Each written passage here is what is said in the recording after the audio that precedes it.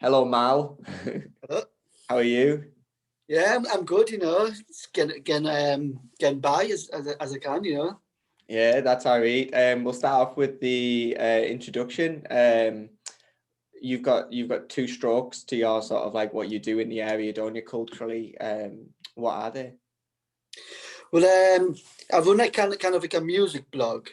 It's called Lythe Withdrawn music blog.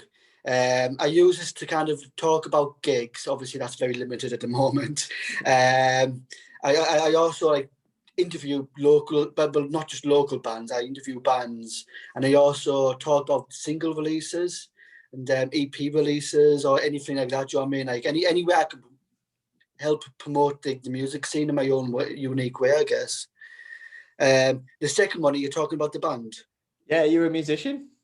Yeah. I was wondering, because I never usually get asked about this. Yeah. Yeah, but I play bass in a band called Grim Lizard. It's kind of a blues band. Blues isn't really the music I really listen to, so I like to think I bring something unique to that, like my kind of punk rock roots to that band. Yeah, you're old school punk rock, aren't you? Yeah. I remember those days. Yeah. So I guess like we'll talk in both as a collective generally, but how did you originally get involved within music? Oh well, back in about like I say probably early 2000s, I started listening to the band Blink-182 a lot, and I got really into those guys. And the more I got into them, the more I got into the kind of like the punk rock kind of like scene. And I was like joining message boards back in the day. Do you know what I mean? Getting to know other people and that kind of thing. And it kind of just developed from there, I guess. And like over the years, my brothers started bands and stuff like that, and that kind of kept me going. Do you know what I mean? Like keep it in the family kind of thing. That's kind of kept me going within the scene. Do you know what I mean? Yeah, you do have a family of musicians, don't you? You have Aaron, is it Sean as well? Didn't Sean do the Blink-182 tribute? Yeah. There's a blank one. I one of the Blink-182 tributes he did. Yeah, Yeah. I think he did Blank. Yeah. For what I remember, because I know Binkle with Dave. Yeah. Who I know, so I knew two Blink-182 tributes. Did you see the meme recently where he was like, it's actually, 182. Yeah. I think that was just him trolling. I think it was James Corden. I think he was just trolling James Corden, to be honest. Oh yeah, he called it deep art, didn't he? Yeah. Obviously musically and stuff like that. Do you have any, I guess, like major influences? Well, yeah, I mean, like, obviously I'd mentioned like Blink-182 there, but I've always been kind of influenced by, mostly kind of punk rock music, any kind of punk rock that stands or something, do you know what I mean? Like, you got, your old school punk, like the Sex Pistols and all that kind of thing, and the Riot Girl punk, like Bikini Kill, that kind of thing. Any kind of punk's always been my kind of influence. Locally, I'd say like, back in about 2011, do you remember the band The Chapman Family? Yeah. They got me wanting to play again. And I saw them at Intro Festival, and watching them do what they do, the energy behind it all, that made me want to get involved again, starting bands, going to gigs and all that. It was just something special. That set was just something special for me. And that kind of, just made me more enthusiastic at the time. Do you know what I mean? All it is, all those little inspirations, isn't it? Like, go on. And I guess like you yourself now, I know musicians who are inspired essentially by like people like yourself and stuff, essentially being around for a while and that, but obviously with your blog site and stuff, it's like you could tell that you're like super into music, like and into supporting people, which is class, because that's the circle of life, isn't it, in the music era.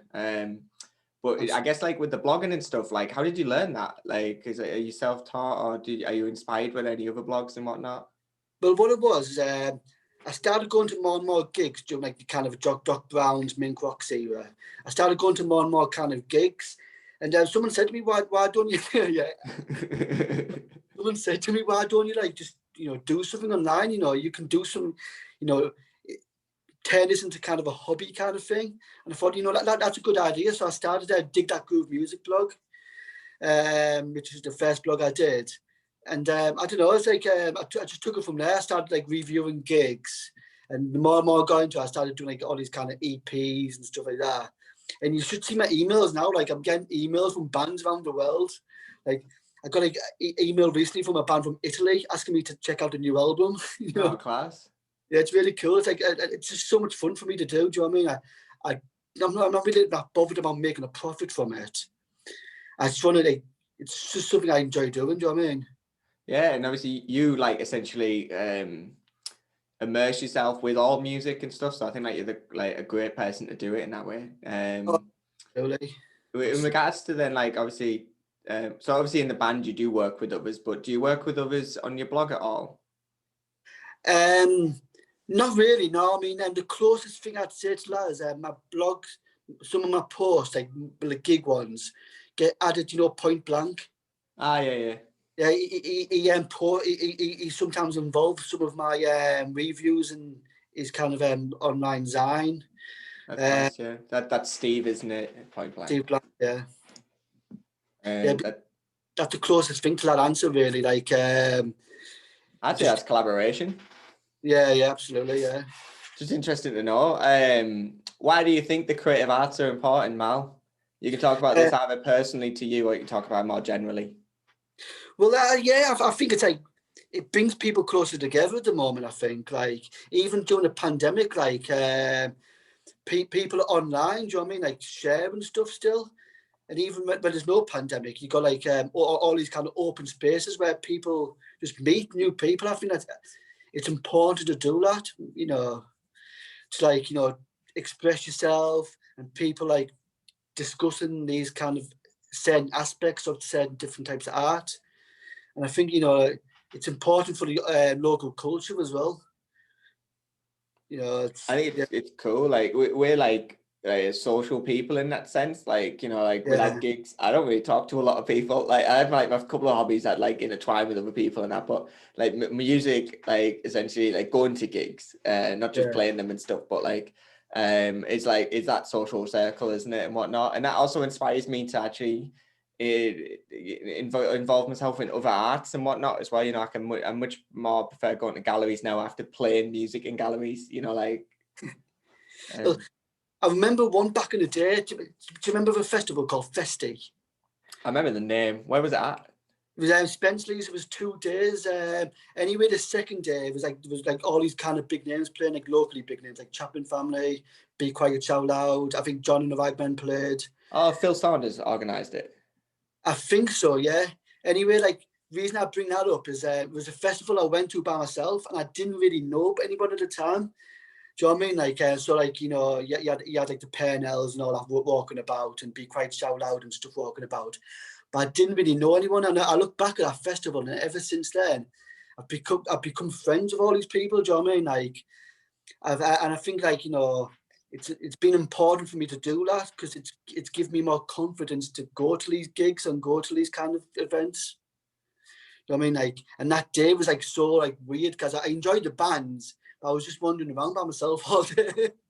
Essentially, like, you go to gigs quite a fair bit on your own as well, don't you? I mean, I do. So I would never have done that until after I plucked up like the courage to essentially see other people doing it, like, you know, kind of thing. Now I prefer it because like no one comes from where I come from to go to gigs. So it's actually nice to go to gigs and not worry about other people, you know, like in a sense, I'll know people like yourself there and stuff. So I have that confidence. But like it's even inspired me to go like gigs further afield just on my own. I just feel like, oh, it's cool. I'm going to watch some music. And I used to always like think that everyone would know that I was on my own and be keeping an eye on me to make sure I wasn't like doing weird stuff. Yeah, of course, man. Yeah, like I used to, like, you know, when I didn't really know anyone, I was like, I think people are going to be looking at me thinking I'm eventually just going to be that little weirdo in the corner of gig. That was anyway. Do you know what I mean? Like, yeah, no, it was in mine. Like, you know, like there's a reason why he's on his own. You know, like that's what they'd be thinking about me. Lockdown. Then we're actually in our third iteration of lockdown as we speak in January 2021. How has lockdown itself since March last year affected your work and your future plans?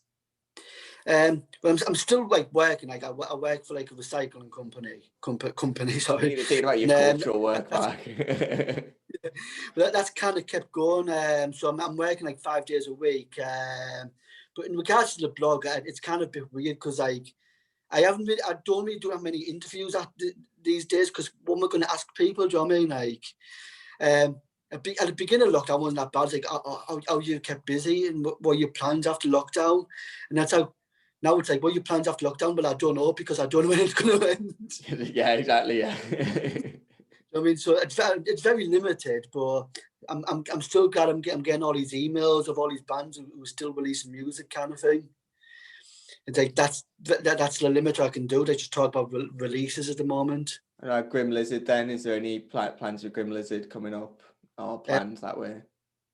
I don't know. I mean, basically, our last gig was last February, and Sticky Fingers. We haven't really done much since then, but we have wrote quite a lot of songs, which we can't wait to kind of like show off, I suppose.